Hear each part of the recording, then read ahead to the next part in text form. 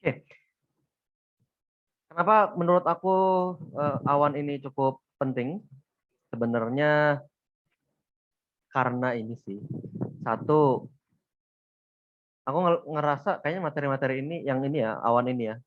Awan lanjutan ini kayaknya belum ada di Pak Zadrah ya. Di Pak Zadrah belum ada yang itu. Yang apa dasar-dasar mungkin ada tapi yang lanjutan banget kayak sini belum ada. Kedua, siapa tahu muncul emang karena sebenarnya ini nggak cuma jenis-jenis awan ya, tapi terkait dengan mekanisme dan sebagainya ya. Aku pernah menemukan sih di soal tahun berapa ya 2016 apa berapa, tapi seringnya sebenarnya di pelatnas. Nah, aku takutnya dari pelatnas terus diturunin ke KSN dan terus dipakai gitu. Jadi makanya aku mengambil materi ini.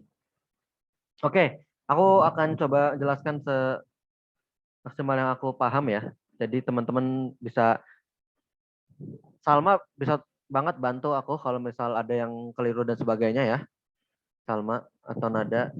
Uh, jadi bisa kita saling diskusi. Oke,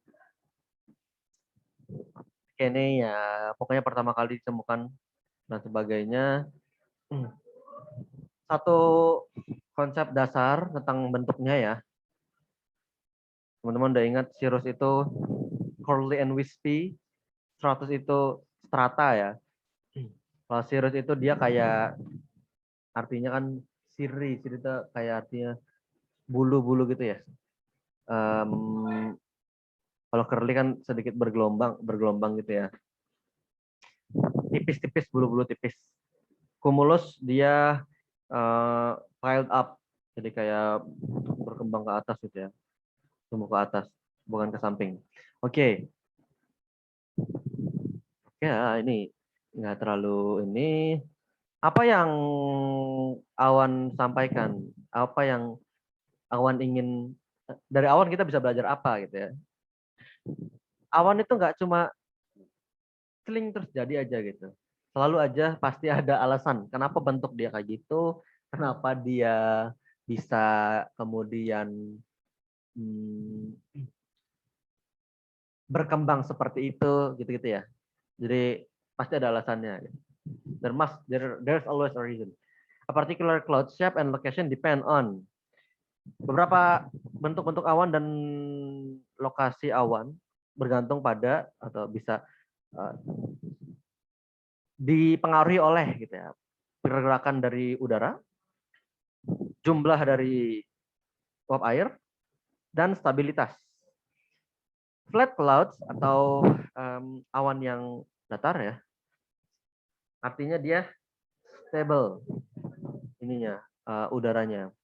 Dan puffy awan yang dia berpuffy-puffy itu tandanya udaranya tidak stabil.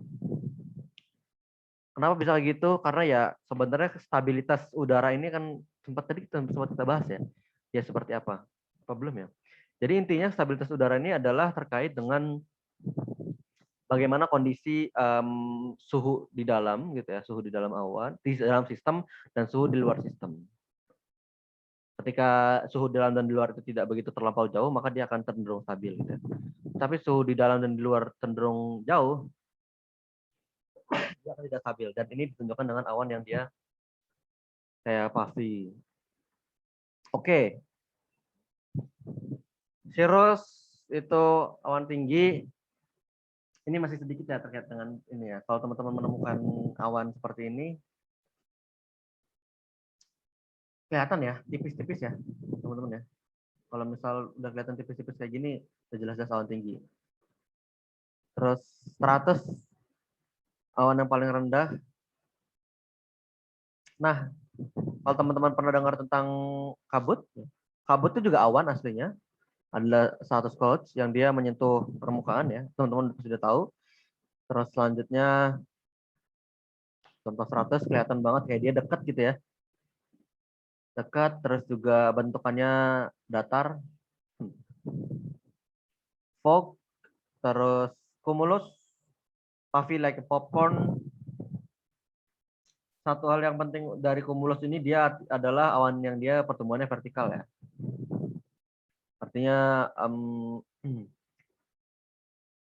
bisa mulai dari ketinggian yang tidak terlalu tinggi sampai dia menyentuh, ya, membuat bentuk anvil dan akhirnya menyentuh tropopause. Terus ya ini, kalau ini dasar banget ya, teman-teman pasti udah tahu Siro, Alto, Nimbo berdasarkan tinggi dan ini kandungan hujan, berdasarkan shape Siro 100 cumulus, Siro 100, Siro cumulus, dan seterusnya. Siro cumulus high, cumulus clouds, cumulus tapi high, dan kayak gini kelihatannya, teman-teman lihat Siro stratus ada halo, Alto cumulus. Oke, ini simple aja. Teman-teman pasti udah tahu stratocumulus stratus tapi cumulus. Nimbus 100 teman-teman udah tahu, cumulonimbus apalagi udah tahu pasti. Awan orografik ini ada yang masih ingat salah satu contoh awan orografik yang paling terkenal adalah awan, yap, kalau ini kita sebut sebagai cap cloud ya. Jadi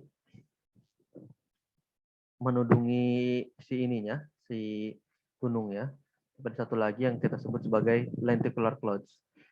Lenticular dia berada di lee side ya. Kalau cap cloud itu di dalam sini ya, mengelilingi. Kalau lenticular dia udah di bagian belakang, bukan belakang angin, lee side. Kenapa lenticular bisa terbentuk? Nanti kita bahas. Selanjutnya adalah Kelvin-Helmholtz billows. Jadi ini tuh intinya adalah awan yang menunjukkan adanya kondisi atau daerah yang dia sangat dinamis. Dinamisnya oleh apa?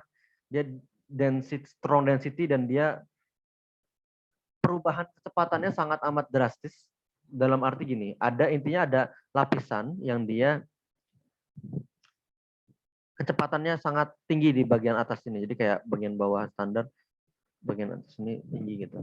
Jadi ada kontras kecepatan yang itu menyebabkan ya terbentuknya bentukan Kelvin-Helmholtz. Sebenarnya ada teorinya tentang Kelvin-Helmholtz ini, nanti kita bahas kalau memungkinkan. Contrails, kalau contrails ini adalah awan akibat ini ya, jet engine. Jadi awan bukan gini, alami, tapi nggak alami banget sih. Dalam artian dia terbentuk karena jet engine yang dia exhaust-nya ya, jadi kayak apa sih namanya, knalpotnya jet engine. When it condensed in cold air aloft. Jadi kayak teman-teman pakai minum air es di gelas, udara sekitarnya kan mengalami kondensasi ya. Ya kayak macam gitulah intinya. Jadi si jet engine ini mempercepat proses kondensasi di sekitaran daerah yang dilewatin. Intinya gitu. Condensation trails namanya. Oke. Satu, ini tentang ini ya. Kedua, jadi aku ada 3 materi tentang awan. Yang itu sebenarnya banyak menunjukkan contoh-contoh awan ya. Clouds dasar. Oke. Ini masih tadi. Ada mengklasifikasikan awan tinggi itu di atas 6.000 ya. Medium 2.000 6.000, awan rendah di bawah 2.000 gitu ya. 2.000 meter. Kalau ini masih, ya ini slide Pak Zadra ya.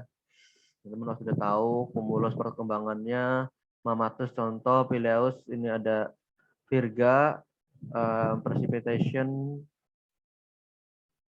Oke, ini nggak terlalu penting. Ternyata salah sebenarnya satunya. Cloud, cloud 1 ini cloud 1, cloud 2. Nah ini yang cukup menarik menurutku setelah aku lihat-lihat ya. Oke, Luke Howard 1850. Beda-beda ya. Terus, oh mantap nih. yang teman-teman sudah tahu. Oke, ini satu hal terkait dengan kalau misal teman-teman melihat ada ini ya, filaments. Ada istilahnya Merseyl. Merseyl ini salah satu apa namanya?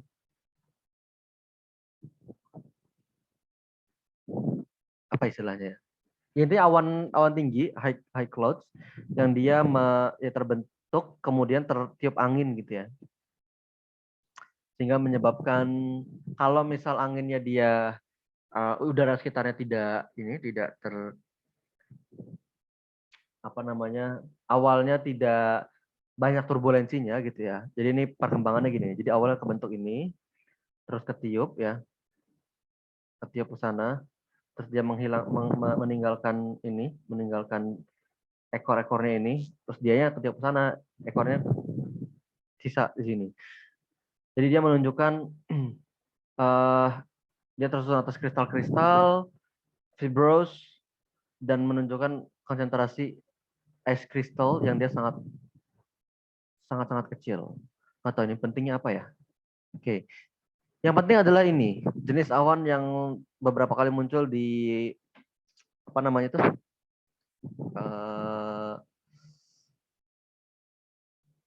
Platnas, dan siapa tahu muncul juga yang tadi Merseyl itu adalah ya ini, Cirrus Oncinus. Jadi ini kayak awalnya ada awan di sini, ketiup.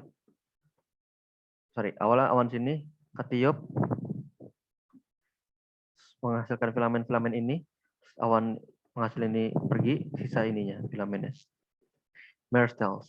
Terus ya kita sebut dia nama cirrus, berarti awan tinggi gitu ya, yang terbentuk karena failing light snow. Jadi ada tadi kristal-kristal es yang sangat kecil yang dia nggak menyentuh ke permukaan, dan dia terdistorsi oleh upper tropospheric wind shear. Jadi jawabannya kalau misalnya ditanya kenapa bisa terjadi seperti itu adalah karena adanya wind shear ya.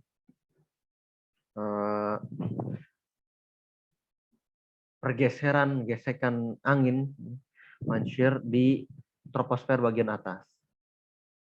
Yang itu menyebabkan ya si pembentukan awan ini terdistorsi gitu ya. Ketika dia mau turun dia terdistorsi dan membentuk bentukan kayak gini. Cirrus Oncinus. Oke, terus jenis-jenis lainnya ada, kita punya Cirrus Flocus. Cirrus Oncinus tadi ya, Cirrus Oncinus. Cirrus Oncinus juga masih kayak bentukan-bentukan aja yang berbeda. Kalau ini Cirrus vertebratus, dia bedanya adalah lebih, nah ini banyak melengkung ya, kayak vertebrae, tulang ekor ya. Kalau Cirrus Oncinus cenderung ya lurus ya. Kalau ini cenderung kayak memusat pada satu ini. Cirrus locus ini aku kelihatannya seperti ini. Seingatku dia Oncinus di bagian sini ya.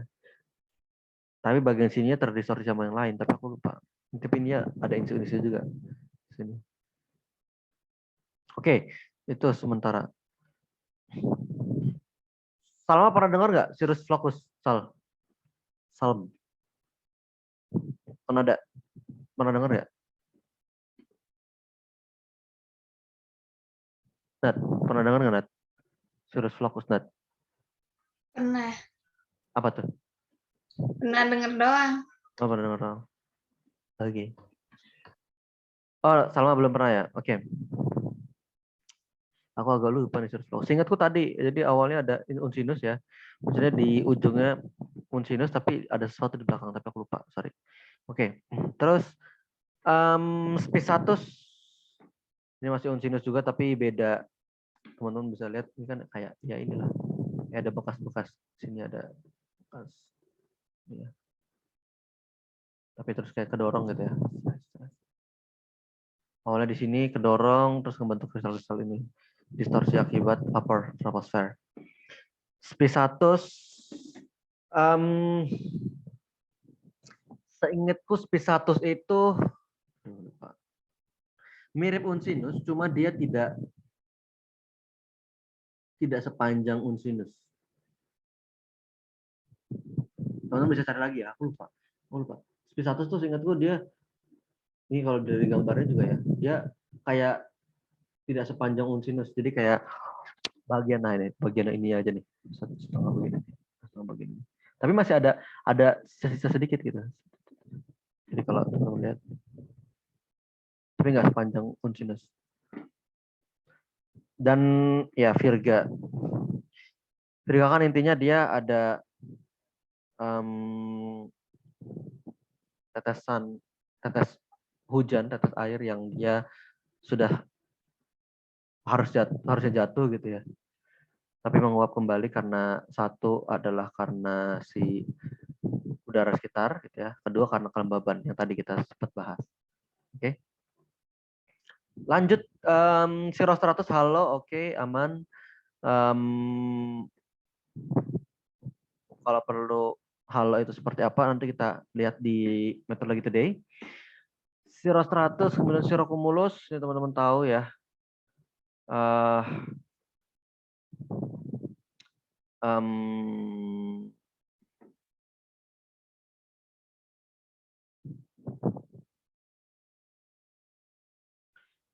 Broken into waves. Jadi kayak intinya ya cumulus ya, cirrus artinya CS yang dia bergelombang. Harusnya ini sangat. Ini kelihatan banget kayak apa namanya? Awan-awan kecil-kecil tinggi gitu ya. Cuma dia ada tekstur-tekstur gelombangnya gitu. Oh ini udah jelas banget ya. Tapi ini kayak ya benar. Kalau ini oh iya. Kalau ini jelas awan tinggi cuma cirrocumulus. Oh iya benar. Jadi intinya dia ada kayak cirrus tapi dia menggumpal-gumpal ya dan biasanya membentuk gelombang. Tapi nggak mesti kayak gini nih.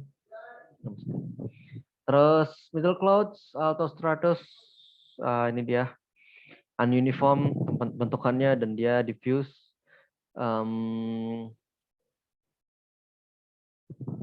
Terus juga oh nih, often preceding a surface warm front. Jadi biasanya dia menandakan adanya ada di permukaannya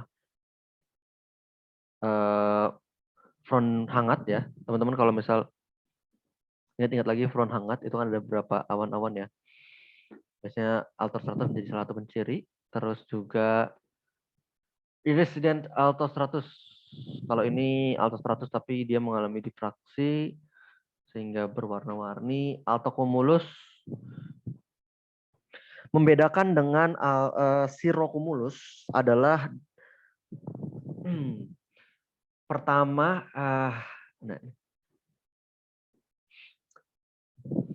cenderung gimana ya? Kalau ini mirip banget nih sama cirrocumulus. Biasanya dia satuan ininya lebih besar, satuan material awannya lebih besar. Satu. Kedua, widespread action combined with convective overturning aloft with wave activity. Oh, oke. Jadi awalnya ya kita punya awan menengah ya, entah itu seperti yang tadi sedikit ya, altostratus dan sebagai altostratus bisa awan menengah yang kemudian dia mengalami dia menyebar sambil keangkat gitu ya, menyebar sambil keangkat. Kalau yang kiri dia istilahnya apa ya, terangkat dan ya udah terangkat terus. Jadi gini, biasanya kalau kayak gini dia kayak keangkat, terus udaranya overturn tuh kayak muter apa ya, terbalik gitu ya, terbalik. Sedangkan kalau yang ini, ya dia ada wave activity. Biasanya turbulennya tinggi kalau di daerah apa awan-awan yang dia bergelombang. Oke. Clear regions air turun, cloudy regions ascending air. Oke, ini prinsip dasar ya. Kalau daerah-daerah yang banyak awannya, berarti di situ udara naik gitu ya. Sedangkan di daerah-daerah yang dia clear, nggak ada awan, kemungkinan udara turun. Oke, simple. Oke, oke, oke, oke. Altocumulus castellanus, kita bisa lihat ininya nih, batas bawah yang sharp ya. Sharp cloud boundaries indicate the presence of water droplets rather than ice crystal. Jadi kalau teman-teman melihat ada batas bawah awan yang itu kayak tegas ya, jadi nggak batas bawahnya kayak gini-gini gitu ya, tapi tegas, itu penciri bahwa dia titik-titik di dalamnya, tetes-tetes dalamnya itu tetes-tetes air, bukan tetes-tetes es ya. Jadi jadinya kayak gitu. Kalau misal tadi kita ngelihat ada ini ya sirus dan sebagainya, ini kan dia tidak tegas ya batas bawahnya. Nah ya, jadi enggak satu batas gitu. Karena es dan air, kenapa? Karena es dan air memiliki satu, kalau es tidak memiliki titik TD yang tadi ya, dew point ya, jadi dia tidak akan terpengaruh oleh batas-batas tertentu. Dia akan lebih bebas. Kalau air dia punya dew point yang akhirnya ya kalau ada batas dia akan tegas gitu. Terus lenticularis ya, lee side leeward of mountain, low level cloud kita punya 100, stratocumulus nimbus 100. Oke, ya ini kalau menegaskan kalau fog itu adalah stratocumulus yang atau awan stratus yang menyentuh ke permukaan. Ya walaupun ada beberapa fog ya, beberapa kabut ya, beberapa jenis kabut, advektif dan kawan-kawan. 100 oke nih cukup ya, nimbus 100 stratocumulus ini cukup tahu aja teman-teman. Cumulus perkembangannya humilis, mediocris, cumulonimbus teman-teman udah tahu pasti. Dimana kalau kita tadi statement di awal ya, teman-teman udah tahu ya, tekanan itu lebih besar itu di bawah daripada di atas sebenarnya. Tapi dalam artian tekanan menurun ke atas, suhu menurun ke atas. Tapi kecepatan angin itu malah kuat di atas, kencang di atas. Nah, strong wind ini yang kemudian membentuk anvil ya pada cumulonimbus. Kalau teman bentukan anvil pada cumulonimbus, perkembangannya cumulus humilis, mediocris, cumulonimbus. Ini ada Pileus yang kemudian mencoba menerobos tropopause, gitu ya. Terjadi inversi karena faktor inversi, makanya dia membentuk Pileus. Terus oke, cumulus humilis penciri dia ada udara cerah, humilis kecil ini dan mediocris ini. Terus ada apa nih? Congestus large bird. Congestus menerusnya humilis ya. Humilis, mediocris, congestus. Cumulonimbus, cumulonimbus, cumulonimbus with thunder, convective family. Banyak sekali awan-awan konvektif di sini. Nih kita punya wah cumulonimbus di sini dengan anvilnya di sini. Gila emang. Besar banget nih cumulonimbus. Jadi ada awan-awan cumulus castellanus kayaknya nih ya. Minimal ya cumulus castellanus kayaknya. Oke. Terus cumulonimbus pop quiz identification. Kira-kira Nat ini apa Nat?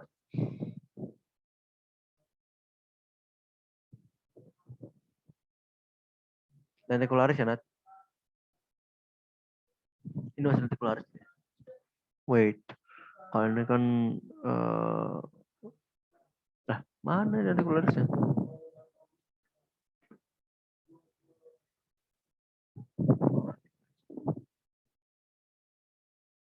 Ini cirrus 100, cirrus Enggak, cirrus. Ya. Terus ini kita sebut sebagai cumulus, tapi yang bagian akhir-akhir. Cumulus congestus. Mirip cumulonimbus sudah. Oh, udah Pileusnya, ini cumulonimbus nih. Oke, terus kita punya juga it's overcast but not raining. Okay, so it's a nimbus cloud, but not raining ya. Nimbus 100 bukan altos, alto cumulus, alto 100, alto 100. Dan ini punya alto 100. Kemudian selanjutnya kita punya cumulus congestus. Selanjutnya kita punya cumulus humilis. Selanjutnya kita punya stratocumulus. Stratocumulus. Ini kita punya cirrocumulus. Ya, teman-teman, cirrocumulus. Terus ya ini cirrostratus. Halo, jelas. Wah, ini cuma stratus. Ini contrail ya. Ini juga kayaknya bekas dari contrails, condensation trails. Oke. Ini gambaran anvil development, kemudian mammatus clouds, akibat adanya, teman-teman tahu ya, ada downward yang kuat, mammatus Paphileus upward yang kuat, kemudian lenticularis, kita punya akibat adanya ini ya, mountain wave, dia sering disebut mountain wave clouds. Wait, mana? Ini ada turbulensi di belakang ini ya, di belakang gunung itu dibagi ada lee wave ya tadi. Terus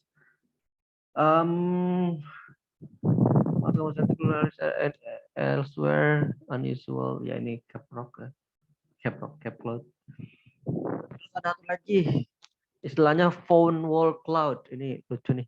Phone wall cloud ini beda sama lenticularis ya. Kalau lenticularis kan tadi ini yang samping sini ya, karena turbulensi dan sebagainya. Kalau phone wall cloud ini ya ketika efek pohon tadi ya, yang dia kemudian menyebabkan ada istilahnya nah ini, mountain wave turbulence, ada banner clouds. Jadi kayak kepentok di sini karena adanya aliran di atas, tepat di atas ini ya, aliran udara tepat di atas pegunungan. Nah ini kalau ini apakah banner cloud atau lenticular cloud kira-kira? Kira-kira ini apa? Kalau ini lenticular nih, kalau ini banner. Soalnya di part sini doang, kalau ini ada part ini ya, kelihatan. Nah oke. Oke. Nah ini tadi Kelvin Helmholtz. Salma pernah dengar Kelvin Helmholtz? Nada pernah dengar nggak Kelvin Helmholtz? Nah, Apa tuh Nat? yang ini kan. Dia gara-gara apa? Aku pernah lihat juga. Oh oke. Okay. Pernah lihat ya. Intinya tadi ya, jadi kayak ada strong wind shear yang kemudian menyebabkan gimana ya? Jadi bentukannya aku ingat dulu ya. Bentukannya gini. Kan dia ada overturn juga. Jadi dia ada dua aliran yang dia tuh berbeda gitu loh. Nah, kontras sama lain. Jadi ketika di sini gini. Aku lupa yang mana duluan, kalau nggak salah sih yang sini duluan.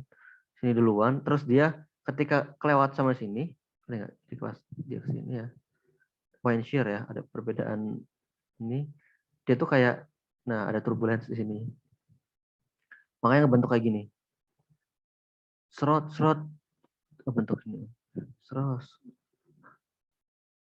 Nah, intinya kayak gini, ada overturned, ada udara yang dia terbalik gitu. Nah, intinya kayak gitu. Karena ada wind shear dan strong ya, anginnya kencang, harus kencang. Nah, ini dia stabilitas, instabilitas Kelvin-Helmholtz.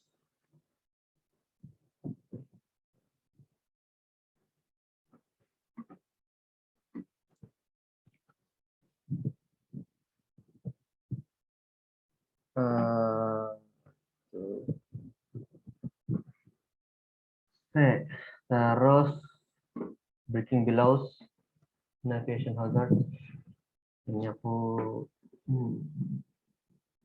oh iya, intinya karena ya Kelvin Helmholtz ini sebenarnya kan kelihatannya bagus ya, cuma dia ada dua strong wind, strong shear wind itu tuh penciri kalau tadi ya udah mas strong, kedua unstable, ketiga berlawanan arah.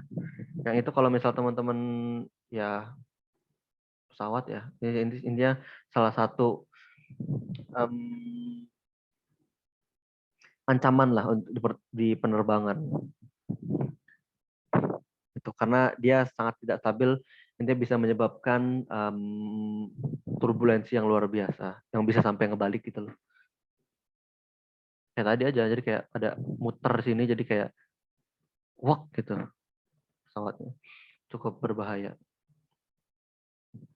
Dan ini upper troposphere, tinggi banget. Cap clouds, terus oke, udah sih paling itu. Terus ini cigar shaped clouds, stratified layer, oke, ini 100. Oke, that's it. Tentang awan, nggak tahu ya apa namanya. Pengen aja bahas awan. Ada yang mau ditanyain? Resti, Resti, apa?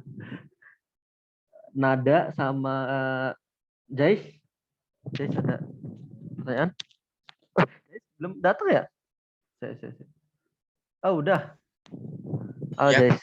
Kang, itu tadi itu laptop tang apa bermasalah, tiba-tiba mati gitu. Oh, oke oke oke, santai santai, nggak apa-apa.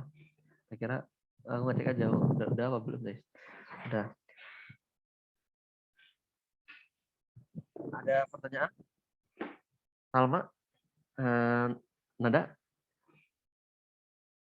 Jais, supaya kita bisa diskusi ya. Aku masih awam banget sih tentang cloud ini.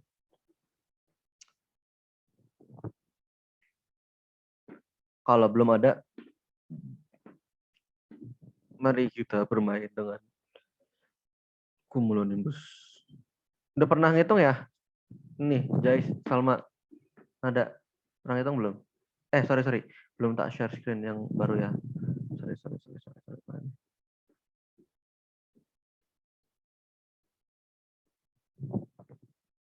Belum. Yang ini udah pernah ngitung belum, Salma, Jais, Nada?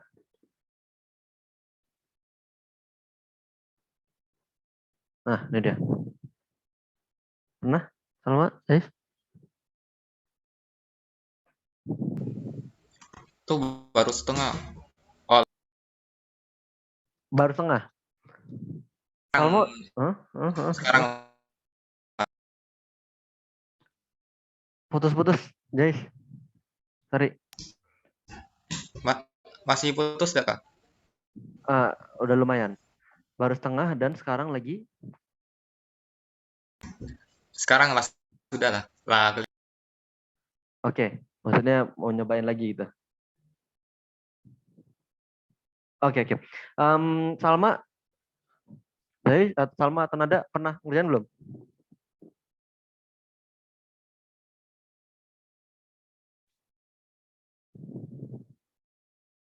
Salma, Nad, Salma, Nad, Salma, Nad, Salma dan Nada, Salma dan Nada. Oke, kayaknya belum. Oke. Siap. Kalau begitu, mari kita bermain dengan Cumulonimbus. Sok, atuh. Salma dan Nada dan Chase, tak kasih waktu, kayaknya butuh waktu 10 menitan ini. Ya, sampai jam, ya 8 menit dulu, 8 menit. Sampai jam 5. Silakan. Untuk kita bahas. Ini easy, easy, easy. Oke.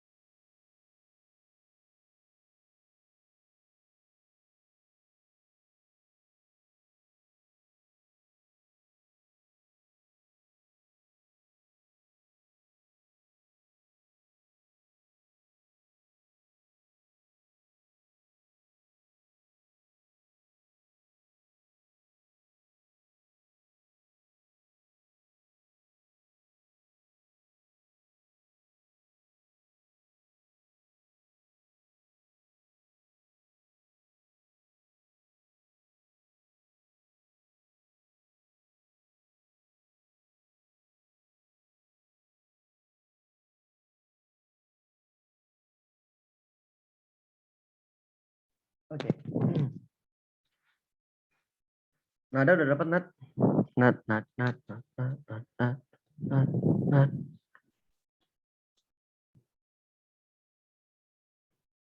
Nada, nada. Apakah sudah dapat? Nada. Jais, sudah dapat Jais? Belum Kak, masih nyari. Masih nyari? Oke. Tambah 5 menit. Enggak, 5 menit. Kalau Salma udah dapat ya? Dari tadi Sal. Lanjutkan, nggak apa-apa. 5 menit dulu lagi, tambahan. Oke.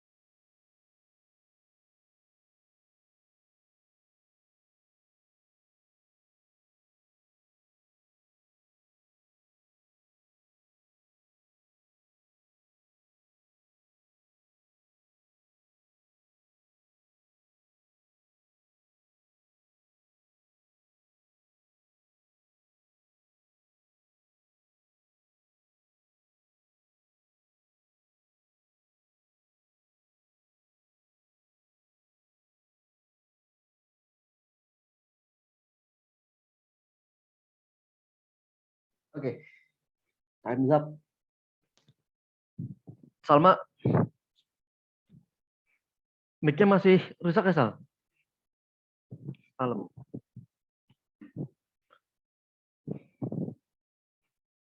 Jais? Coba lagi, Sal. Belum, Kak. Iya, Salma. Masih rusak, Sal. Sedih sekali. Kalau sekarang nggak? Mantap. Masuk. Itu bisa. Pakai apa?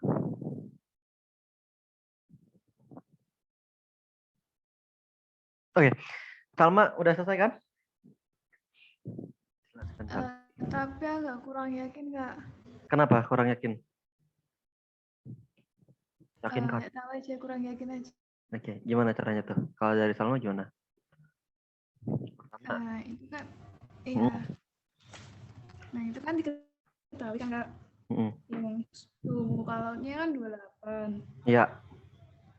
Terus kan itu di bacaannya itu kan kalau apa namanya awan cumulonimbus kan itu air super dinginnya Iya. itu dari 0 sampai minus 48,8. Iya. Iya. Itu dicari. Hmm.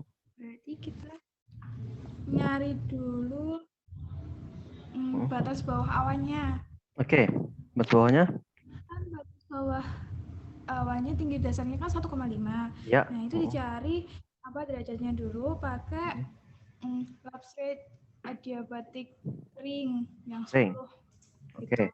Nah, jadinya kan 28 dikurangi 15 derajat Celcius. Ketemunya 13 derajat Celcius. Ya, oke. Habis itu dari 13 derajat Celcius ke 0 itu dicari ketebalannya pakai lapse rate adiabatik basah. Ketemunya 2 km. Oke. Habis itu 0 sampai minus 48,8 itu juga dicari pakai yang basah. Itu ketemunya 7,5 km. Nah, jadi ketebalannya kan udah ketahui berarti 7,5 km. Terus habis itu air super dinginnya itu berarti di ketinggian 3,5 sampai 11 km. Oke, mantap. Bener kok. Kenapa ragu? Sal. Ragunya di apa? Nggak tahu Kak, ragu aja. Ya. Oke. Angkanya soalnya bagus, jadi mencirikan kalau dia benar-benar benar. Benar. Kalau Jais dapat nggak? Berapa dapatnya?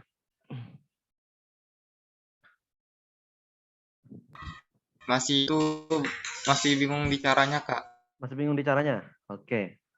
Caranya bismillah dulu. Oke.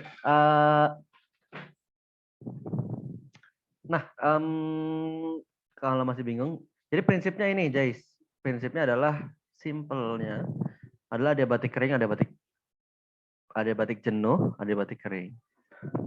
Jadi ada apa namanya? Gampang gimana? Ya ini yang rata-rata atau yang diketahui ya, yang bisa dipakai ya. Biasanya ini. Hati-hati sama satuannya juga. Kalau ini kebetulan satuannya enak. Maksudnya kilometer, jadi nggak membingungkan. Misalkan 0,65 derajat Celcius per 100 meter dan seterusnya. Nah, kalau misal udah diketahui nih adiabatik kering sama adiabatik jenuh, kita perlu tahu dulu prinsipnya adiabatik kering, adiabatik jenuh itu apa sih? Gini. Kalau misal pada dasarnya atau pada prinsipnya mereka adalah intinya ya untuk mengukur atau menghitung suhu sebenarnya, suhu dan ketinggian atau apa ya, ketebalan, ketinggian dan seterusnya. Tapi pada dasarnya suhu. Jadi ketika gampangnya gini, adiabatik kering itu maksudnya apa? Adiabatik kering itu berarti maksudnya perubahan suhu, ya, perubahan suhu di kondisi udara kering. Maksudnya berarti kalau misal kita misalkan tadi yang ini ya, kita di atas laut nih, kita punya laut, terus atasnya nih ada belum masih kering. Maksudnya masih kering kan berarti belum jenuh ya, Jais ya. Maksudnya jenuh itu ya, atau titik basah itu ya ketika dia jenuh. Kalau kering berarti dia belum jenuh, belum mencapai lifting condensation level atau batas kondensasi gitu ya. Ya udah dia kering. Ketika naik dia, gampangnya kita mikirnya suhu kalau naik, suhu udara kalau naik berarti tambah naik apa tambah turun ya? Tambah turun kan? Tambah dingin.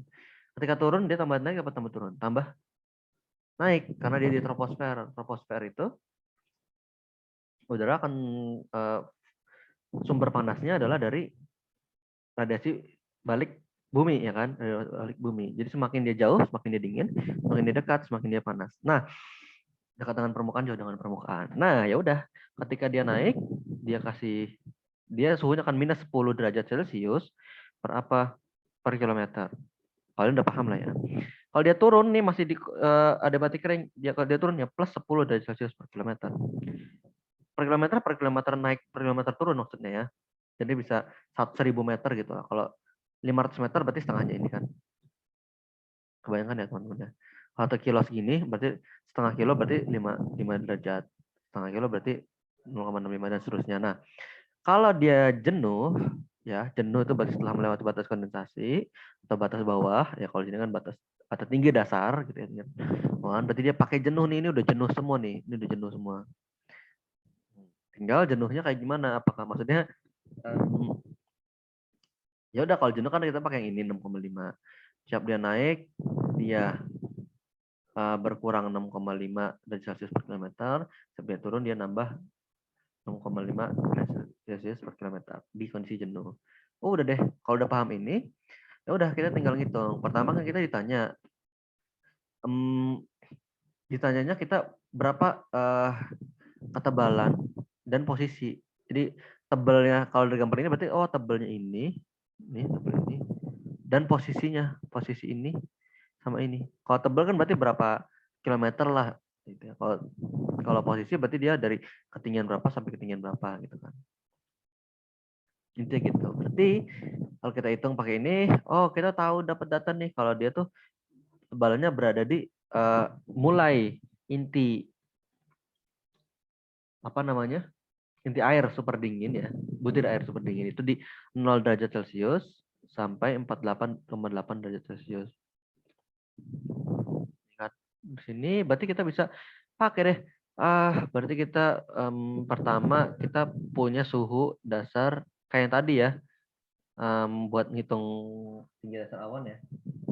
Kita punya suhu dasar, suhu permukaan itu 28 derajat Celcius. Seperti yang Salma bilang tadi kan, kita pakai adiabatik kering buat naik sampai tinggi dasar awan 1,5 km. Oh, berarti tinggi dasar awan 1,5 km di sini.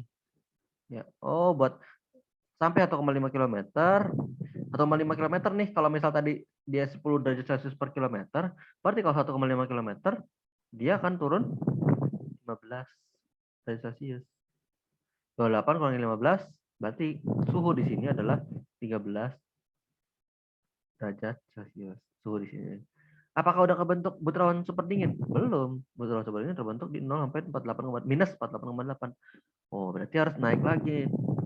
Naik ke 0 derajat Celcius itu sama dengan naik 13 derajat Celcius. Minus 13 derajat Celcius. Berarti kalau gitu kita kan udah jenuh nih. Oh, berarti kalau naik 13 naik mengurangi 13 derajat Celcius berarti dia per kilometernya itu 6,5. Oh, berarti 2 kalinya. Berarti 2 kilometer. Berarti naik 2 kilometer. Sini. Gitu kan? Terus ke atasnya lagi. Berarti dari 0 ke 48,8. Ini berapa kilometer? Kalau kita kali, ternyata kita bagi ya. 48,8 dibagi 6,5. Berapa dapatnya tuh? Tadi apa namanya? Salmo udah dapat ya? Nah, 7,5 ya. 7,5 kilometer. Oh. Berarti ya ketebalannya benar kata Salma. Ini kita udah dapat nih. Oh, ketebalan ini 7,5 km. Terus ditanya posisi. Oh, posisi berarti hati-hati. Posisi berarti bukan dari 2 ke 7,5. Posisinya berarti dari Serat 1,5 tambah 2 berarti 3,5. Terus 3,5 tambah 7,5 berarti 11. 3,5 km ke 11 km. Udah, intinya gitu. Paham belum, Jais? Ya, Kak. Paham ya? Oke, siap. Sip. Terus, nada udah paham, Nat? Nada. Nggak paham. Yakin? Ya, Oke. Sip. Berarti kalau soal kayak gini bisa ya. Lanjut nih. Soal tentang tadi kan kita udah sempat belajar tentang ini ya. Belajar tentang temperature and vapor pressure. Sekarang teman-teman coba tentukan. Jadi kita tentukan suhu titik embunnya berapa. Dua, kelembaban relatifnya berapa. Wih. Waktu berapa ya? Ini lumayan. 15 menit lah. Ya enggak, maksudnya sampai 30 menit. Oke. Tunggu. Cepat sini kayaknya. Ini aku tanya dulu kalau udah 10 menit.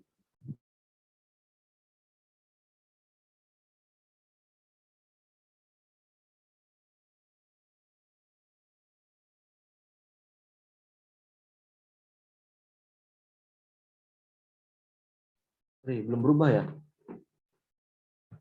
Jangan-jangan tadi juga belum berubah, guys. Tadi ketunjukin nggak apa yang aku iniin? Coret-coret. Pas bagian mana? Bagian Soal sebelumnya. cumulonimbus ya. Kalau yang soal yang left right adiabatik jenuh dan kering tadi kelihatan.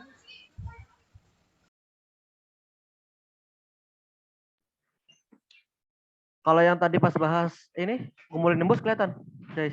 Yang ini. Yang aku gambar. Kelihatan. Aku gambar kelihatan. Iya. Oh, serius? Ya Allah, Ya. aku kira nggak kelihatan. Oke. Oke, ini sekarang yang ini kelihatan ya soalnya ya. Ya. Oke, sok sekarang dikerjakan. 13 menit. Monggo.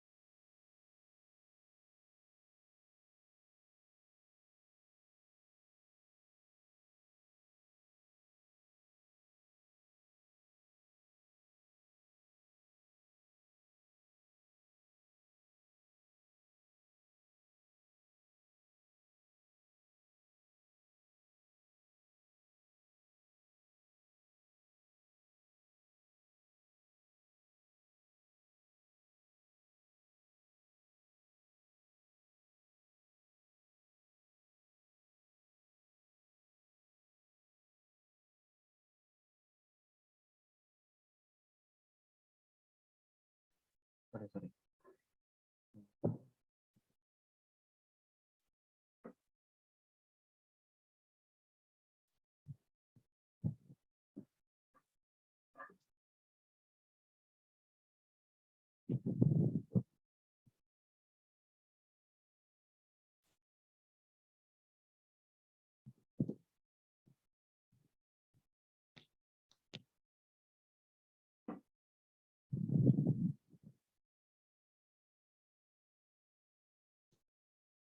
Dah, Salma. Oh, ini 2 menit lagi.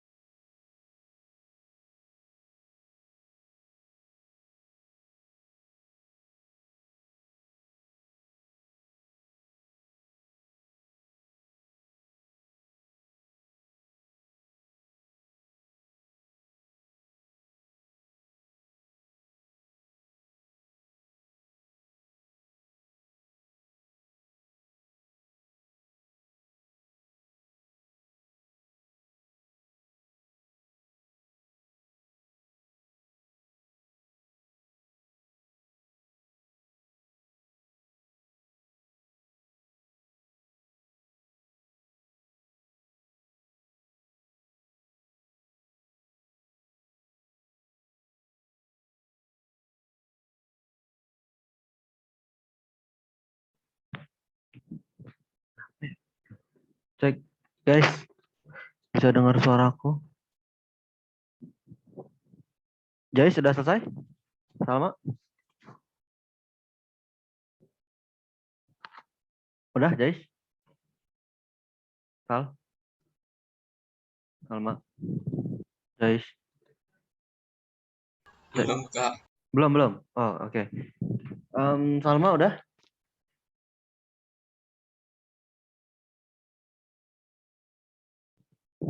Nada udah belum, Nad?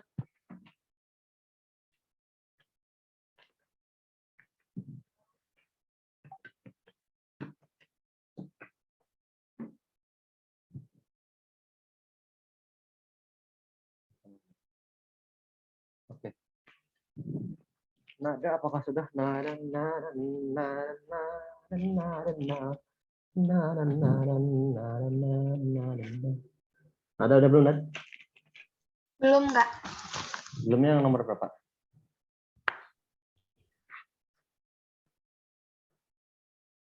Bingungnya di mana?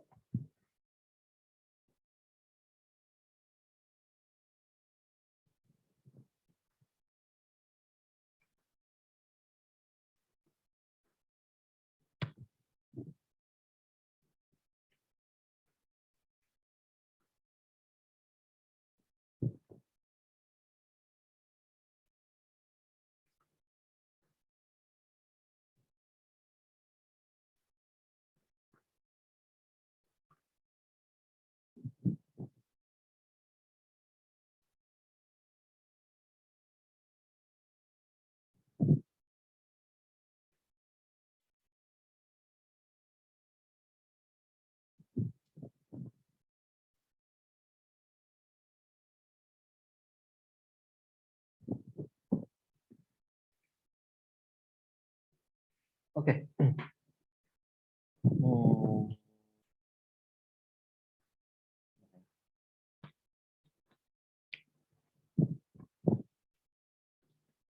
Kita bahas aja ya. Oke. Ini OSN 2014 kayaknya. Oh, nggak salah. Lupa. Jadi gini.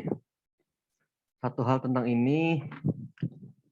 Jadi kan dia memberikan beberapa ini ya data. Pertama, ini pengamatan vapor pressure, ini tabel vapor pressure-nya ya. Kalau suhu segini, vapor pressure segini, nah sini. Terus, nah, terus jam 7 waktu Indonesia Tengah, masih Witeng coba. Temperatur udara yang ditunjukkan oleh AWS adalah 20 derajat Celcius. Menjelang jam 1 pagi, pada badan AWS terbentuk butir embun. Dan temperatur udaranya adalah 14 derajat Celcius. Dengan menggunakan tabel di atas, tentukanlah suhu titik embun. Sama. 2, beban relatif. Dari sini kita bisa tahu banyak. Kira-kira gimana? Gampang banget. Titik embun gimana caranya? Nih, teman-teman. Karena ya dia udah mengembun di 14 derajat Celcius, dia menunjukkan terbentuk butir embun. Berarti titik embunnya adalah 14 derajat Celcius. Dah, satu. 2, kalau beban relatif, RH rumusnya apa? 100 vapor pressure saat itu dibagi vapor pressure saturated, ya kan? Kalau kita lihat langsung hasilnya ini. Ya, oh ini, nah ini kan dia dibagi dikali 100%. Ya udah, kita tahu kalau suhu saat itu adalah 20 derajat Celcius gitu ya, beban relatifnya di jam 7. Kalau ini tergantung jam berapa sini. Oke. Kalau 20 derajat Celcius kita punya 2,34. 4 ya, ini suhu saat itu. Saturated-nya dia punya vapor pressure di saturated di 14 adalah 1,6. Saya.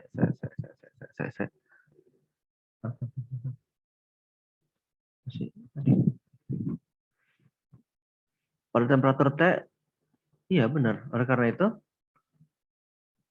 Jumlah lokasi adalah 14 derajat Celcius, maka tekanan udara parsial 1, nih. Dengan demikian 1,6 dibagi 2,34 kali 100%. Ya, tadi. Ya. Oh, oke. Oke. Oh, berarti gini. Suhu udara saat itunya adalah 14 derajat Celcius dan kita nemu 1,6 ya. 1,6. Ya intinya kan sama ya. RH itu intinya adalah teman-teman em, suhu udara saat itu dibagi suhu udara vapor pressure pada saat itu, suhu temperatur itu dibagi vapor pressure ketika dia jenuh dikali 100. Jadi kalau di sini emang nggak mungkin lebih dari 1, berarti sebenarnya aku setuju kalau dia 100% kalau misal dia jam segini dengan temperatur udara menunjukkan jam segini ya. Tapi kalau misal kondisinya kayak gini berarti dia tadi 1,6 di suhu 14 derajat Celcius dan dew point-nya di 20 berarti sebelum 14 ya. Ini kan udah jenuh ya. Terus itu adalah 2,34. 1,6 dibagi 2,34 dikali 100. Dapatlah hasil akhirnya 68,38.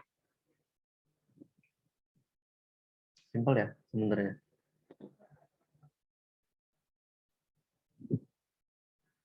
Oke. Ini salah satu kasus aja ya. Sebenarnya pokoknya teman-teman asal paham kalau misal tadi RH relative humidity ini sering banget muncul. Itu 100 dikali tekanan uap kondisi saat itu dibagi tekanan vapor pressure saturated. Udah intinya itu. Ya, teman-teman. Oke. Sedikit lah, oke, materi tentang thermal ya, supaya nanti bisa dijadikan PR nih yang thermal. Um,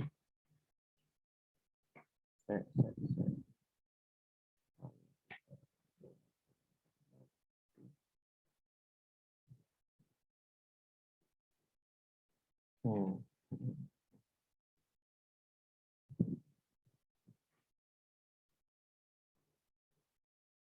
Oke, ambil pakai slide apa saja aja, sebentar aja.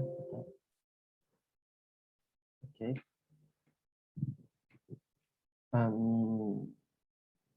Ini mungkin teman-teman udah pernah baca, kita sedikit review aja ya.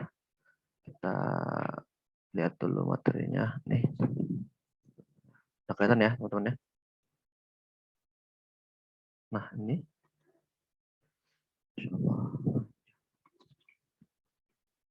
Nah,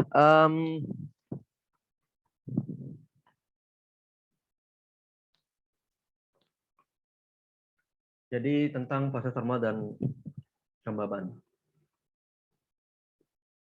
Sebenarnya di sini dia jelasin tentang neraca radiasi ya. Neraca radiasi itu neraca itu maksudnya timbangan. Jadi yang dipancarkan matahari sebenarnya energi itu ya secara setimbang akan dipantulkan kembali gitu ya, bukan dipantulkan kembali. Misalnya ada yang dipantulkan, ada yang diserap, ada yang diproses menjadi apa, diradiasikan dan seterusnya. Intinya ada kesetimbangan di situ. Dan ini tadi kita udah bahas terkait dengan surplus dan sebagainya. Heat transport terjadi. Ini juga kita bahas bahwa panas yang diserap oleh lautan itu luar biasa banyaknya dibandingkan bahkan diserap oleh atmosfer, diserap dan lain-lain. Terus kita punya flux ya, flux panas sensibel, flux panas laten. Flux panas sensibel mana berarti flux panas yang bergantung dia terhadap temperatur sama permukaan. Kalau flux panas laten dia gampangnya gini. Flux panas sensibel itu flux atau apa namanya pancaran energi yang di bentar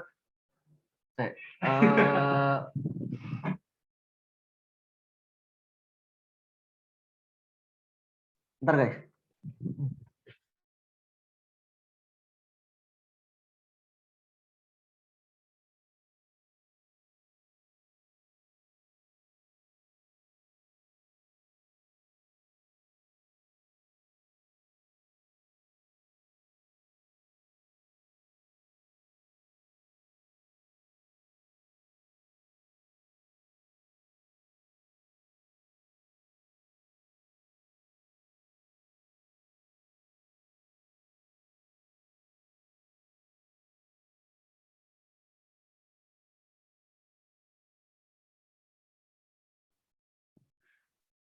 Sorry guys. Eh, Nada pernah dapat materi ini nggak? Nada. Jais pernah dapat materi ini?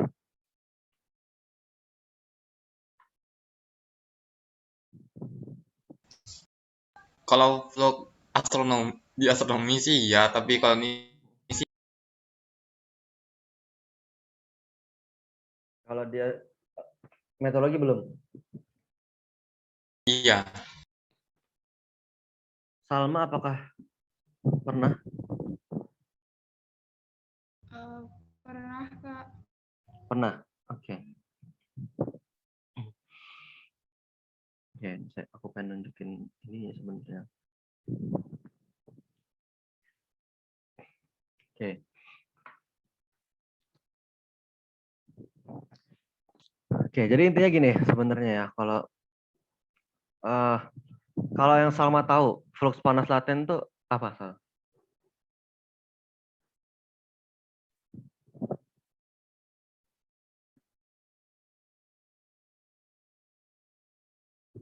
Pernah tahu nggak? Sal?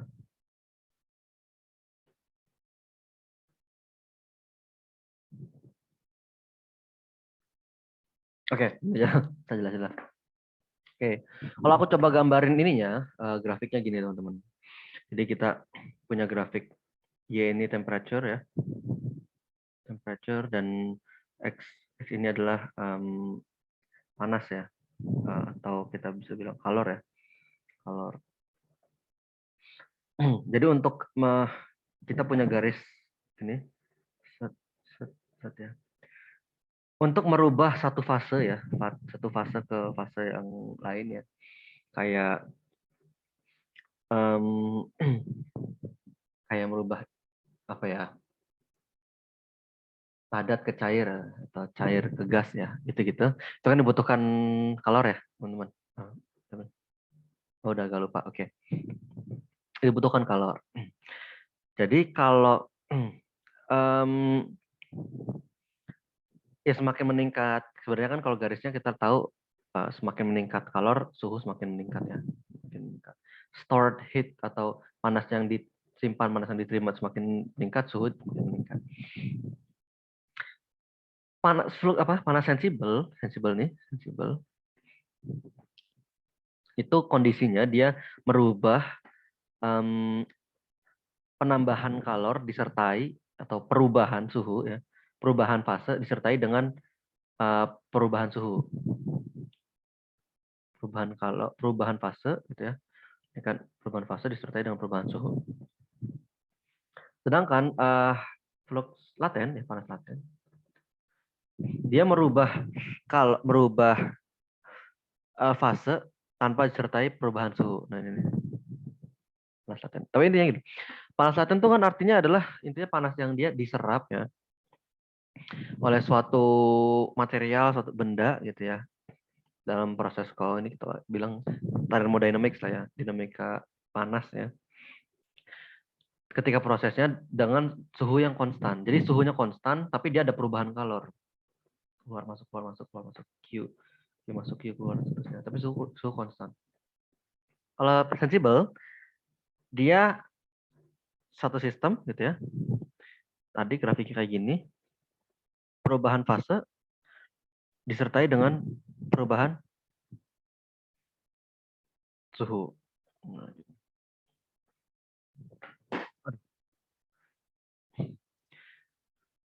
gimana? Udah ingat sekarang, Salma?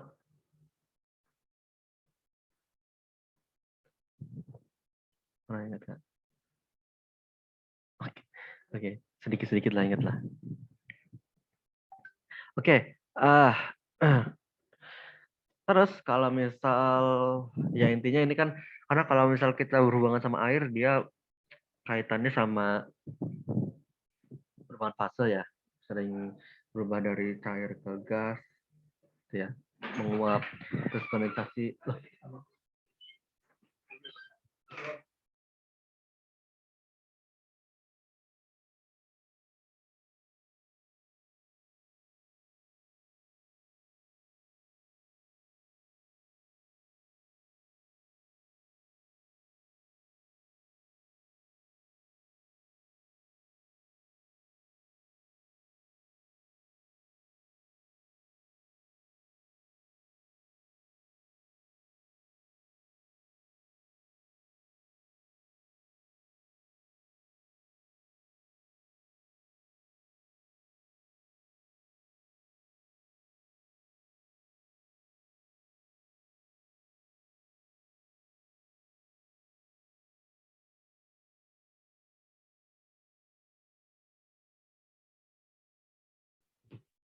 sorry guys, ada gangguan. Oke, ya intinya seperti itu ya. Maksudnya perbedaan panas laten sama panas sensibel. Jadi teman-teman bisa searching lagi pengertian-pengertian yang lebih ini yang lebih sederhana. Intinya tuh, jadi kalau misal teman-teman menemukan istilah seperti ini, ya ingat grafik yang tadi kalau aku. Ini sensibel, laten, sensibel, perubahan disertai dengan perubahan suhu, berarti dia sensibel. Tanpa disertai perubahan suhu, berarti dia laten. Intinya gitu. Jadi kalau teman-teman pernah dengar panas laten kondensasi, kondensasi itu kan perubahan dari gas ke cair ya. Cair. Dan itu tidak merubah suhu. Tapi ada kalor yang bermain di situ, ya kan? Nah, itu panas laten kondensasi. Makanya kita sebut panas laten kondensasi. Kalor yang terjadi ketika tanpa ada perubahan suhu itu ya kita sebut sebagai panas laten. Nah, panas sensibel ya seperti biasa. Oke. Oke, ini tadi proses adiabatik ya. Kalau proses adiabatik berarti dia nih ketika dia proses yang di dalamnya nggak ada energi masuk atau keluar, yang nggak ada. Jadi maksudnya energinya tetap gitu ya. Walaupun gini sebenarnya. Ya adiabatik is ideal atau bentuk ideal dari suatu sistem. Artinya nggak ada energi yang masuk keluar itu kan agak impossible ya. Sama ya seperti hukum termodinamika lah. Ada energi masuk pasti ada energi yang dia terbuang karena inactivity ya. Ineffectivity. Jadi kayak tidak efektivitasan dari satu mesin, suatu proses yang akhirnya menyebabkan ada energi yang terbuang. Ya bukan lenyap ya, tapi terubah menjadi energi lain. Nah, kebanyakan proses atmosfer itu adiabatik. Nah, hampir adiabatik. Pertama, proses yang melibatkan pergerakan vertikal udara. Kalau misal pergerakan vertikal gitu ya. Nah, ini kita ngomongin udara itu adalah konduktor panas yang jelek ya. Sebenarnya udara konduktor panasnya jelek. Jelas. Kenapa? Karena kalau panas, konduktor yang baik itu sebenarnya adalah ya material-material yang besi ya. Sedangkan kalau listrik yang baik itu cairan air ya. Kalau udara tuh baiknya gelombang elektromagnetik. Nah, kalau panas udara jelek. Pencampurannya berjalan cukup lambat sehingga badan udara mempertahankan identitasnya selama proses kenaikan. Jadi ketika kita punya massa udara gitu yang bergerak naik ke atas gitu ya.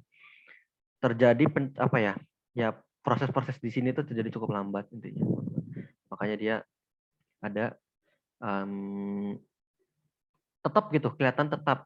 Jadi kayak energinya keluar masuknya di sini dan tetap. Contoh-contohnya kenaikan pelum konvektif, ya intinya kenaikan tadi pembentukan awan konvektif ya. Subsidensi skala besar, pengangkatan atau subsidensi penurunan massa udara skala besar, kondensasi tadi ya, adiabatik, dan non adiabatik ya lain-lain ya, pemanasan radiatif, presipitasi, terus evaporasi dan seterusnya. Di situ ada proses-proses yang tidak adiabatik. Terus ini yang tadi ada batik kering, ada batik jenuh ya, teman-teman. Ya sebenarnya di kisaran 9,8 temperaturnya gitu ya. Jadi ini altitude temperature. Jadi kalau teman-teman membaca ini grafik ini ya, sebenarnya ya ini adalah grafik di mana semakin ke atas kita ada istilahnya lapse rate ya di troposfer, suhu semakin turun. Dan kalau digrafikin kita bikin gradiennya gitu ya. Perbedaan 1 km itu kisarannya sekitar 9,8 derajat Celcius atau sekitar 10 derajat Celcius per kilometer. Minusnya. Kalau kebalikannya inversi suhu ya. Inversi suhu ketika naik itu semakin ini terus kondensasi. Nah, kondensasi melepaskan panas laten sehingga suhu udara jenuh dingin lebih lambat terhadap ketinggian bandingkan suhu udara kering. Kita punya saturated ini ya. Kita punya ini adiabatic lapse rate. Kalau dia jenuh, nah tadi ya kondensasi ya, dia melepaskan panas laten. Panas yang dia suhunya cukup konstan kan. Ada kalor keluar tapi suhunya tetap konstan. Sehingga ini garis ini lapse rate udara jenuh itu cenderung lebih nih di sini lebih lambat menurunnya terhadap ketinggian suhunya. Dan nilai tunggal untuk susut suhu adiabatik jenuh, nah kisarannya bisa di 4 atau 9, biasanya kita pakai 6,5 ini ya jenuh, dan 10 untuk kering tadi ya. Terus ini tekanan temperatur, intinya ini teman-teman sudah tahu ini tekanan tinggi, tekanan rendah, terus thermal. Tekanan rendah thermal dasarnya dari cuaca yang baik, cerah dan hangat karena itu berbeda dengan depresi yang berkaitan dengan cuaca jelek dan berawan. Tekanan thermal intinya ini adalah tekanan akibat kalor ya. Hampir sama sebenarnya tekanan udara akibat kalor, akibat sinar matahari, kalau dari matahari. Oke. Ini gampang, teman-teman bisa. Angin laut yang membentuk front ya. Sebenarnya kalau di Indonesia juga ada ya. Front di bagian dekat-dekat laut ya, local front. Sea breeze front istilahnya ya. Terus ya ini contoh-contoh isobar dan jenisnya isobar ya.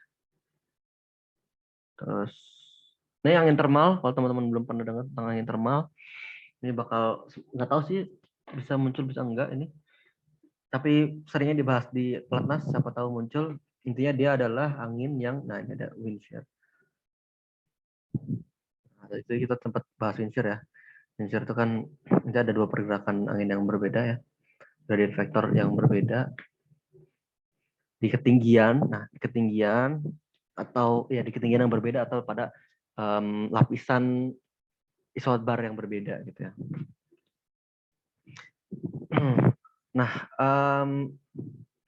contoh nih kondisi gini, kita punya angin geostrofik ya, yang dia bergerak sejajar dengan isobar. Nih teman-teman bisa lihat dari isobar pada ketinggian tertentu ya.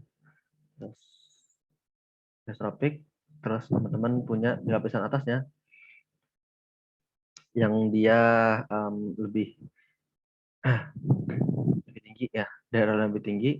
Nah, ada angin yang dia bergerak tadi nih, bergerak sini. Teman-teman bisa lihat. Nah, ini gambarannya di kontur 500 milibar. Ini kontur yang tadi.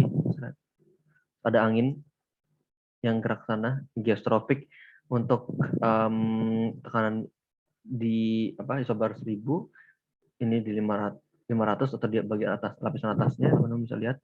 Nah, vektornya, nah ya.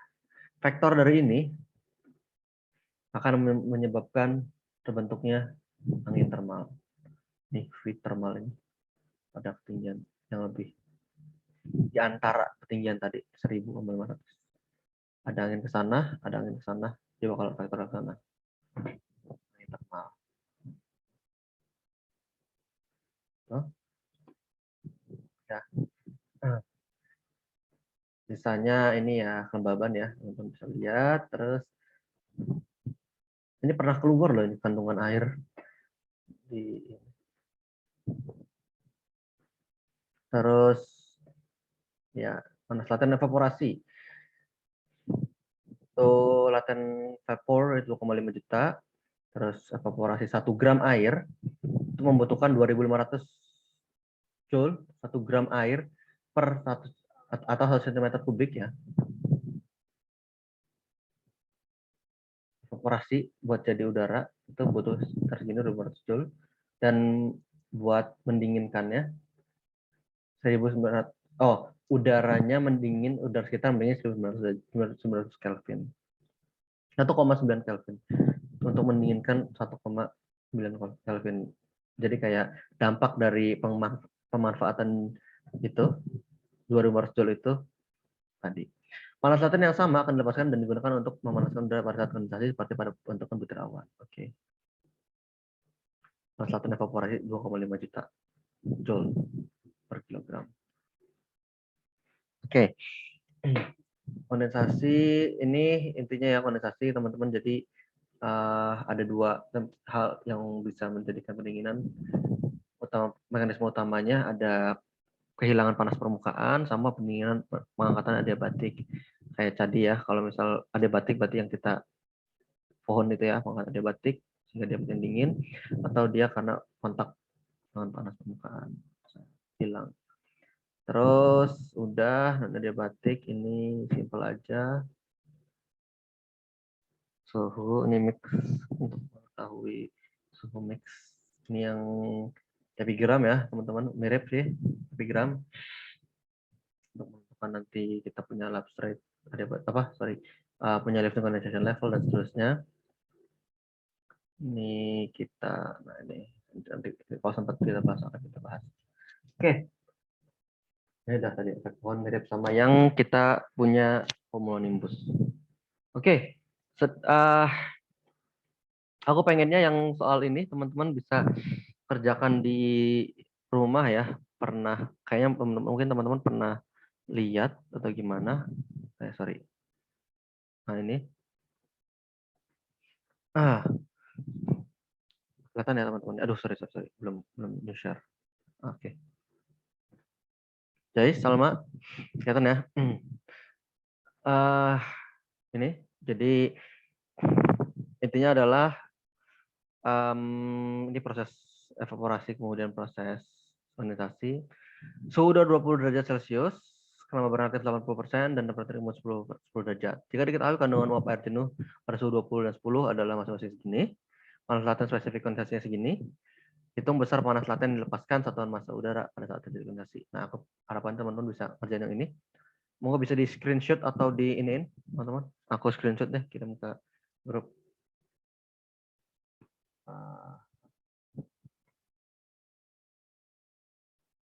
Ya, teman-teman bisa ngerjain ini.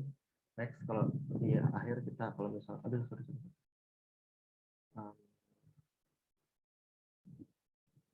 Nanti aku screenshot, aku kirim ke grup ya. Sekarang nggak apa-apa. Wow. Nah, ini kalau teman-teman udah pernah ngerjain, alhamdulillah. Kalau belum, alhamdulillah juga. Saya. Oke. Sip, udah aku kirim ke grup. Oke. Terakhir, ini aku mau nyampein sesuatu tentang buat rencana besok dan besok mah biar deh. Besok masih besok kemungkinan kita bahas oceanografi. Yang hari Rabu terakhir kan kita ada 4 sesi ya, teman-teman. Nanti di sesi akhir kita bakal, maksudnya di sesi akhir di hari itu, hari Rabu itu bakal ada macam latihan presentasi teman-teman. Ya, aku bantu share screen lagi deh teman-teman. Jadi nanti bakal ada 4 sesi dari pagi sampai sore ya teman-teman. Isinya pengennya aku nanti di pagi teman-teman dikasih waktu di satu sesi itu untuk menyiapin studi kasus ya untuk bencana dan potensi sumber daya. Nanti ada kemungkinan aku ngirimin studi kasusnya apa, atau nanti bisa langsung ngirimin.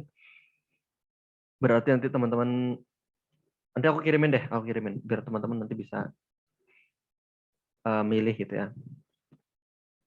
Kedua, terus nanti ini sesi 2-nya presentasi dan pembahasan, kita banyak diskusi gitu ya.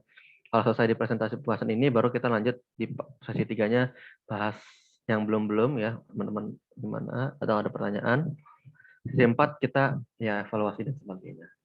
Oke, mungkin cukup dulu untuk sesi hari ini, kita foto dulu. Guys, kita foto sesi terakhir hari ini. Masya Allah, alhamdulillah banget. Oke.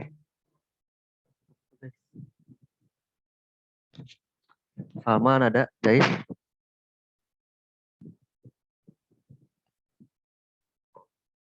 Salma, Jais.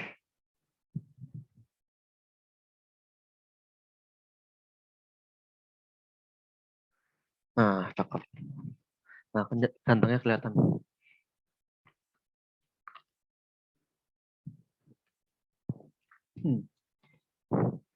Nada? Nah, mantap. Nah, gitu, Nat. Mantap. Oke, sorry ya guys, sampai sore terus. Oke, foto terus lagi kita. Ekspresinya gini-gini terus lagi. Oke, nggak apa-apa. Oke ya, 3, 2, 1. Mantap. Oke. Thank you guys. Oke, teman-teman bisa istirahat ya. Kita akhiri dengan hamdalah dan berdoa. Alhamdulillahirrahmanirrahim. Subhanakallahumma wa bihamdika asyhadu an la ilaha illa anta astaghfiruka wa atubu ilaik. Makasih banyak teman-teman. Jangan lupa jaga kesehatan dan ibadahnya terus ditingkatkan sampai ke ISO, sampai ke internasional apa gitu ya. Insya Allah. Oke, aku akhiri teman-teman. Pamit. Wassalamualaikum warahmatullahi wabarakatuh. Sampai jumpa besok sore. Waalaikumsalam. Makasih Kak. Yo.